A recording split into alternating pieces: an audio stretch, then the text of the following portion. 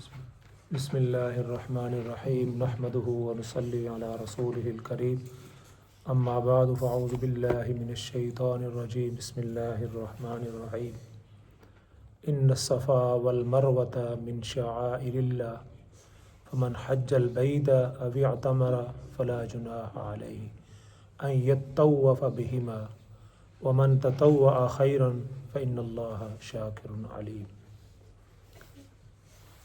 میں جو معمول کا درس تھا اور جو تیاری کی ہوتی ہے یا جو ذہن میں ہوتا ہے وہ تو جو حدیث ہم نے شروع کی تھی عقبہ بن عامر رضی اللہ عنہ کی، اس کے 2 پارٹ ہو چکے تھے، تو آخری پارٹ اس کا رہتا تھا، تو اپنے بھائی شراز صاحب نے فرمایا کہ وہ ماشاء اللہ ہمارے جاننے والے گھر کے اور دوست احباب جو ہیں وہ تقریباً 50 کے قریب ماشاء اللہ عمرے پر تشریف لے جا رہے یہ بہت بڑی سعادت ہے ایک مسلمان کی، یہ اس سے بڑی کوئی سعادت نہیں ہے کہ اللہ تعالیٰ اس کو اپنے گھر کے اندر آنے کی توفیق عطا فرمائے۔ یہ جو مساجد ہیں یہ اسی کا پرتاؤ ہے۔ ان اول بیت وضع للناس للذی ببکۃ مبارکا وہدی للعالمین، یہ جو مسجدیں ہیں یہ ساری اسی کی جو ہے نا وہ برانچز ہیں اور اسی کی وجہ سے، لیکن اللہ رب العزت سب سے پہلا جو گھر عبادت کے لیے بنایا وہ مکہ کے اندر ہے، تو اس کے مطلب شاف مبارکن، اللہ تعالیٰ نے اس کے اندر بے شمار برکتیں رکھی ہیں جی، اتنی برکتیں ہیں کہ آدمی ان کا تصور نہیں کر سکتا۔ وہدی للعالمین، اور پوری انسانیت کے لیے، پوری دنیا کے لیے وہ ہدایت کا ذریعہ ہے اور ہدایت کا مرکز ہے۔ تو جتنی بھی ہدایت چلی، جتنے بھی لوگ اسلام کے اندر آئے، مسلمان ہوئے، مومن ہوئے، تو وہ اسی کی برکات ہے۔ ظاہر بات ہے انبیاء علیہ الصلوۃ والسلام بھی اس کے لیے محنت کوشش کرتے رہے، لیکن ایک مرکز ہونا بھی یہ بھی بڑا ضروری۔ میں نے ایک یہودی کا وہ دیکھا، لیکن بڑا ماشاءاللہ جیسے نورانی ہوتے ہیں نا، بڑی سفید داڑھی اور ان کا بڑی بڑی مونچھیں، اور بڑا لگتا تھا بڑا کوئی، ان میں بڑے اچھے لوگ بھی ہیں، اور قرآن نے بھی ذکر کیا ہے کہ یہ سارے برے نہیں، ان کے اندر بھی بہت سارے لوگ ہیں، اور یہ بھی ہم نے دیکھا بھی ہے۔ کل بھی وہ آرتھوڈکس، یہ جو ان کا ان کا کوئی ہے آرتھوڈکس، ان کا کوئی یہودیوں کا یہ، تو وہ کل امریکہ کے اندر بہت بڑا جلوس نکال رہے تھے اسرائیل کے خلاف اور ان یہودیوں کے خلاف جو ظلم کر رہے ہیں، تو ان کے اندر بھی ہیں جو ہے نا وہ اچھے لوگ ہیں اور دیندار لوگ ہیں اور اللہ سے ڈرنے والے بھی ہیں، لیکن اکثریت ان کی وہ، تو وہ کہہ رہا تھا کہ مسلمانوں کے پاس جو ہے نا سب سے بڑی چیز ان کے پاس ایک مرکز ہے، اور مرکز کے بعد ساتھ ان کے پاس نے ایک نماز کا سب سے بڑا ہتھیار ہے۔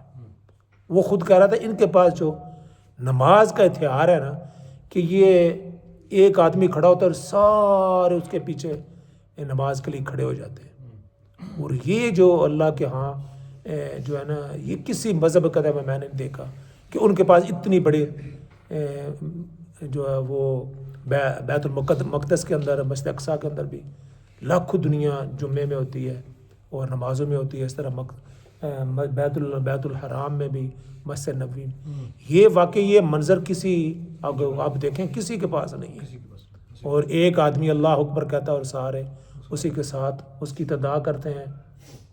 وہ کہتا ہے رکوع میں چلے جاؤ، رکوع میں چلے جاتے ہیں، وہ کہتے ہیں سجدہ کرو، سجدے میں چلے جاتے ہیں، ہاں جی، وہ کہتا ہے سلام پھیر دو، سلام پھیر دیتے ہیں۔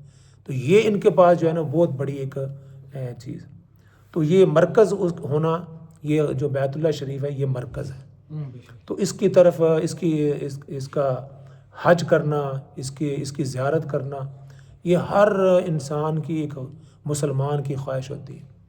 قرآن نے بھی اس کا ذکر کیا ہے کہ یہ جب اللہ تعالیٰ نے حضرت ابراہیم علیہ الصلوۃ والسلام کو کہا نا کہ ہمارا گھر بناؤ، پھر وہ باپ اور بیٹے نے گھر بنایا اور کہا کہ بس اس کے بعد اب اعلان کر دو، وَأَذِّن فِي النَّاسِ بِالْحَجِّ، وہ اس کا اعلان بھی، اذن کہتے ہیں مؤذن، مؤذن جس کو کہتے ہیں اذان دینے والا، تو اعلان کر دو، اذان دے دو. تو یا اللہ یہ کون سنے گا تیری آواز؟ بندہ تو ہے ہی کوئی نہیں. میں ہوں، اسماعیل ہے اور ابراہیم، میں باپ بیٹا ہے. انہوں نے کہا آواز لگانا تمہارا کام ہے، لوگوں کے کانوں تک پہنچانا یہ ہمارا کام. تمہارا کام ہے کہ آواز لگا دینا. آواز لگائی. وَأَذِّن فِي النَّاسِ بِالْحَجِّ يَأْتُوكَ رِجَالًا وَعَلَىٰ كُلِّ ضَامِرٍ يَأْتِينَ مِنْ كُلِّ فَجٍّ عَمِيقٍ. تو آپ دیکھیں گے کہ دور دراز سے دبلی پتلی جو ہے نا وہ سواریوں پر، پیاسی بھوکی سواریوں پر، اور پیدل بھی چلتے ہوئے اس گھر کی طرف آئیں گے. یہ آپ کا جو اعلان ہے اور جو ہم نے ان تک پہنچایا ہے، تو اس کو اس پر لبیک کہتے ہوئے اس گھر کی طرف آئیں گے.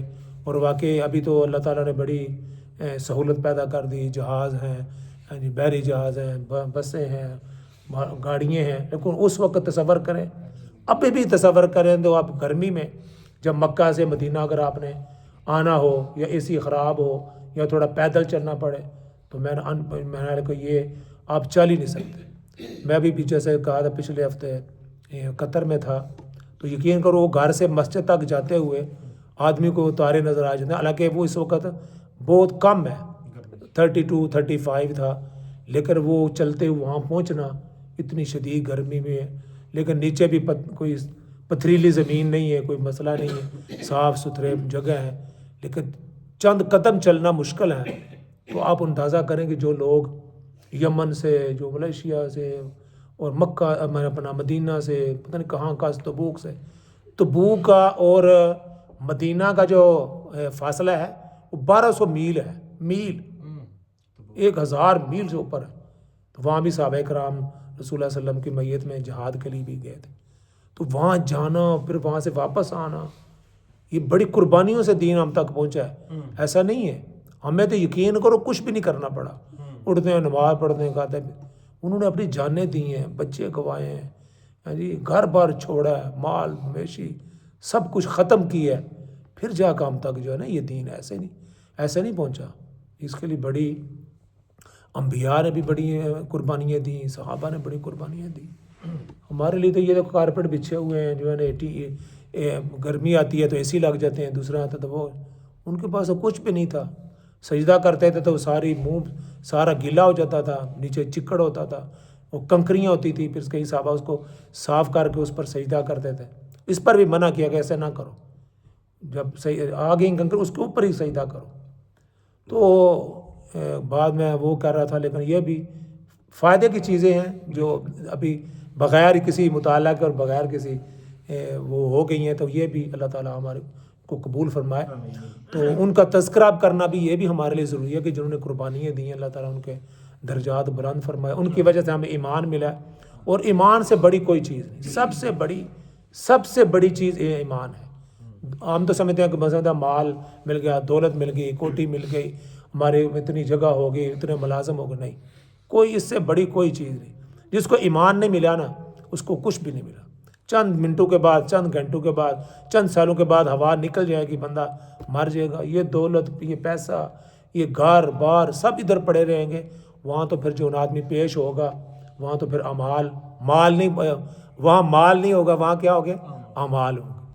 یعنی مال کی جگہ اعمال. دنیا میں مال مال مال، آخرت میں تو وہ اعمال ہی پوچھیں گے. مال کا تک پوچھیں گے مال کدھر ہے. تو یہ بہرحال اللہ تعالیٰ نے آپ کو سعادت دی ہے کہ آپ وہاں جا رہے ہیں.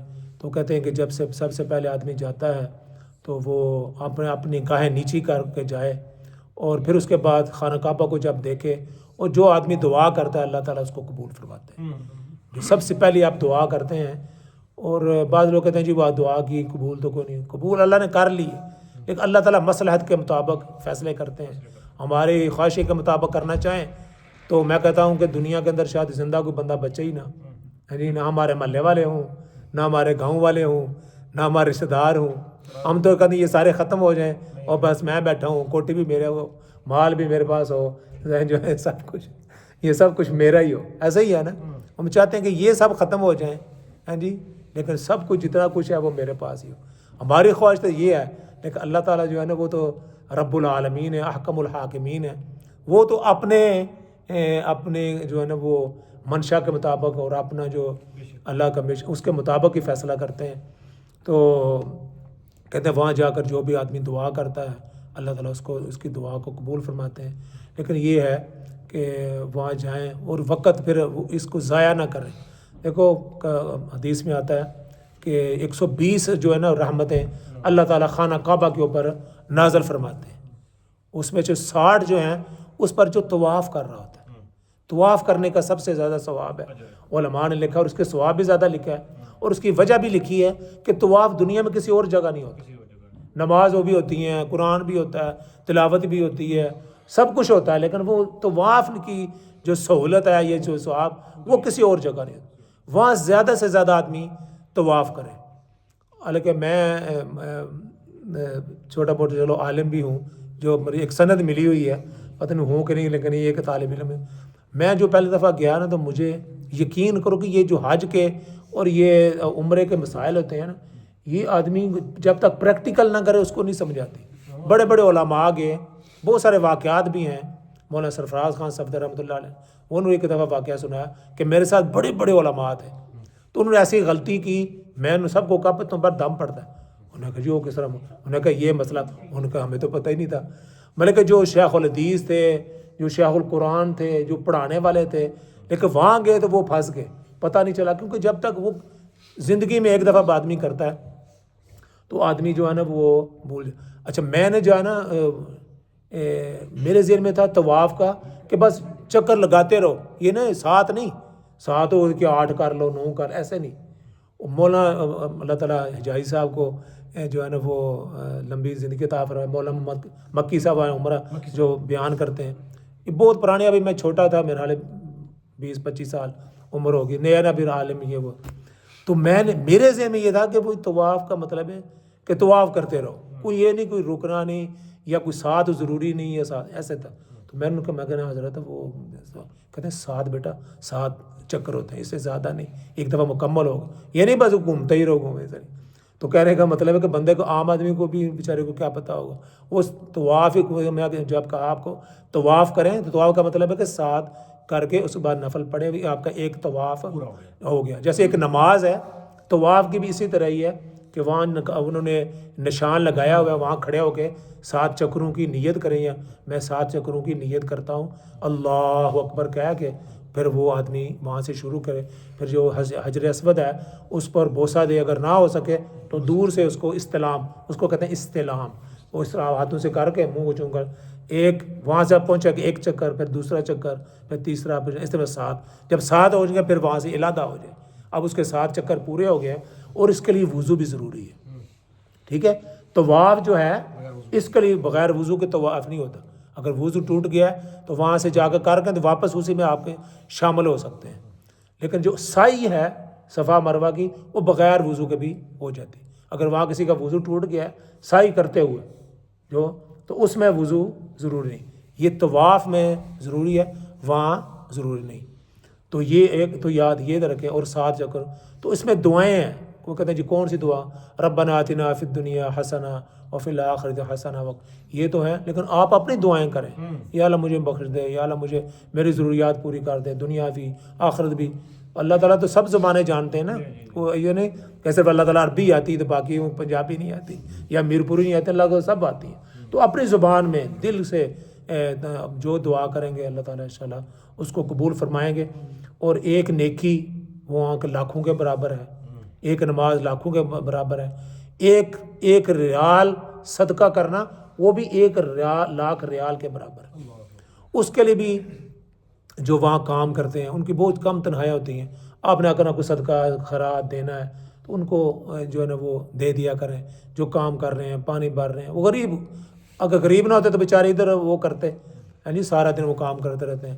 تو آپ نے کسی اپنی طرف سے ان کو کچھ دینا ہے تو مختلف ایک کو نا سب کو بانٹ کے کچھ نہ کچھ جہاں سے گزریں 5-10 ریال یہ چھوٹے کر کے پیسے لے جائیں. بعض وقت کہتے ہیں وہ پیسے نہیں, لیکن وہاں اپنی نیت تو پہلے کریں, نیت کر کے پیسے بنا کے جیب میں ڈال دیں, جو پھر آدمی آپ کو ملے جو کام کرنے والا ہے. خاص طور باہر جو گرمی میں کام کر رہے ہوتے ہیں بیچارے بہت سارے, آپ دیکھیں گے کہ وہاں صفائی کر رہے تھے سڑکوں پر, وہ بہت غریب لوگ ہوتے ہیں اور تنہائی میں ان کی کم ہوتی ہیں. تو ان کو دیں. جی تو یہ آپ نے اپنی اللہ کی رضا کے لیے دینا ہے اور ثواب کے لیے دینا ہے. اور وہ فرمایا کہ 1 ریال دیں گے 1 لاکھ کا ثواب ملے گا. اور جس طرح نیکیاں ہیں اسی طرح وہاں کے جو گناہ ہیں وہ بھی لاکھوں کے برابر ہی. اچھا یہاں ایک مسئلہ یہ بھی ہے کہ یہاں گناہ کرنے کا جب تک آدمی گناہ نہ کرے اس کی کیا کہتے ہیں لکھا نہیں جاتا. ہاں جب تک آدمی گناہ کرے کہتا میں فلاں یہ کام کروں گا, اس نے کیا نہیں تو وہ ختم ہو جاتا ہے معاملہ. لیکن وہاں نیت کا گناہ کی نیت کرنے کا وہ بھی لکھا جاتا ہے. ہاں جی اور ثواب بھی لکھا جاتا ہے, اور جو گناہ آدمی کرتا ہے اس کا ارادہ کرنے کا بھی گناہ لکھا جاتا ہے. ارادہ کا بھی ثواب بھی لکھا تھا, گناہ کا جو ہے نا وہ اس کی پنشمنٹ کا وہ بھی لکھا جاتا ہے. تو اس لیے وہاں اپنی نظروں کی وہاں سب سے زیادہ یہی ہوتا ہے کہ خواتین بھی آئی ہوتی ہیں پوری دنیا سے, خوبصورت خواتین بھی ہوتی ہیں, اور آدمی ہے تو وہ آدمی جاتا ہے وہ کہتا ہے میں اس کو دیکھنا شروع کر دیں. یہ اس وقت کا نہیں, اس وقت کا بھی تھا. حضرت نبی پاک صلی اللہ علیہ وسلم جب نے حج فرما رہے تھے تو فضل بن عباس رضی اللہ عنہ, فضل بن عباس رضی اللہ عنہ کے بیٹے تھے. آپ نے ان کو پیچھے بٹھایا ہوا تھا, تو ایک عورت آپ صلی اللہ علیہ وسلم سے مسئلہ پوچھنے کے لیے آئی. آپ گھوڑے پر تھے یا اونٹ پر تھے, تو انہوں نے ان کو نا جو فضل بن عباس ہیں وہ ینگ تھے, تو انہوں نے اس عورت کو دیکھنا شروع کر دیا. تو آپ صلی اللہ علیہ وسلم نے ان کی چہرے کو مبارک کو ادھر کیا, کہنے کا پھر بنائی ادھر دیکھو. تو یہ میں نے کہا یہ ایسی کوئی بات نہیں کہ یہ پہلے بھی ایسے تھا جو بڑے لوگ تھے, کیونکہ انسان کی یہ جو خاتون ہے یا بندے ہیں ان کی طرف رغبت یہ اللہ تعالیٰ نے فطری طور پر ڈالی, لیکن اس کو کنٹرول کرنا ہے, خاص کر خانہ کعبہ کے اندر. پھر جب آپ عمرے کے لیے جائیں, حج کے لیے جائیں, کیونکہ وہاں ارادے کا بھی گناہ ہے, ارادے کا بھی گناہ ہے. تو اس لیے ارادے سے بھی بچنا ہے اور کرنے سے بھی بچنا ہے. نیکیوں کی طرف آپ نے رغبت رکھنی ہے اور گناہ سے بچنے کی کوشش کرنی ہے. مدینہ میں یہاں بھی بڑی سختی ہے, اور مدینہ میں ادب کا مقام ہے. وہاں رسول اللہ صلی اللہ علیہ وسلم کا روزہ مبارک ہے, تو وہاں ادب کا اپنے خیال رکھنا ہے. مسجد نبوی کے اندر کئی بزرگ تو وہ اتنا خیال رکھتے ہیں کہ وہ جوتے بھی جا کر آرام سے جا کر ایسے رکھتے تھے, آرام سے جوتے بھی, یہ نہیں کہ جوتے پڑے گا تو وہ پھڑی ہوتی ہے چیز تو وہاں سے وہ پھینکتے ہیں, تو اس کی بھی آواز بندے پیدا نہیں ہونی چاہیے, آپ کی آواز بھی پست ہونی چاہیے. بلکہ ابھی تو چند دن پہلے ابھی یوٹیوب پر بھی موجود ہے, امام صاحب نے ان لوگوں پر بڑی سختی کی. امام صاحب کبھی ایسے بیان نہیں کرتے, ان کے پاس لکھے بیان ہوتے ہیں ان کی محدود, کہ وہ جب جمعہ پڑھاتے ہیں تو ان کا لکھے گورنمنٹ کے ساتھ لکھ کے دیتے. تو امام صاحب نے نماز کے بعد بڑے غصے کی حالت میں بیان کیا, جو لوگ آمین کو بہت کرخت آواز میں اونچی آواز سے کہتے ہیں بہت زیادہ. دیکھو آمین جہر کا مطلب ہے آمین, یہ ہو گیا نا. سر کا مطلب ہے آمین, ہم کہتے ہیں سری کہتے ہیں, تو وہ کہتے ہیں آمین, وہ کہتے ہیں آمین, یہ ہوگی کرخت آمین, اس کی اجازت نہیں. تو امام صاحب نے کہا کہ میں نے بعض لوگوں کی آمین سنی, ان کی بیان آپ سن سکتے ہیں یوٹیوب, کہ میں لوگوں کا بعض لوگوں کی میں آمین سنتا ہوں. تو آپ کو پتہ نہیں کہ رسول اللہ صلی اللہ علیہ وسلم کی مسجد میں اور روزے کی آپ کو ان کا احترام ہے, یہ آپ جو ہے نا گستاخی کرتے ہیں. آمین جو ہے وہ پھر انہوں نے یہ بھی کہا کہ آمین دعا ہے, اور دعا میں اخفا ہے, دعا میں اخفا ہے. اپنی آواز کو پست رکھو, یہ نہیں کہ اپنی آواز کو بے دھنگے آواز سے نہ کرو, آمین کہو لیکن بے دھنگے آواز سے بھی جو آدمی کرتا ہے. کوئی آدمی قرآن پڑھتا ہے اور بہت ہی اونچی آواز سے پڑھتا ہے تو اس کی بھی ممانعت فرمائے گی. تو وہ وہاں ہر چیز کا آپ نے مدینہ میں جا کر ہر چیز کا خیال رکھنا ہے.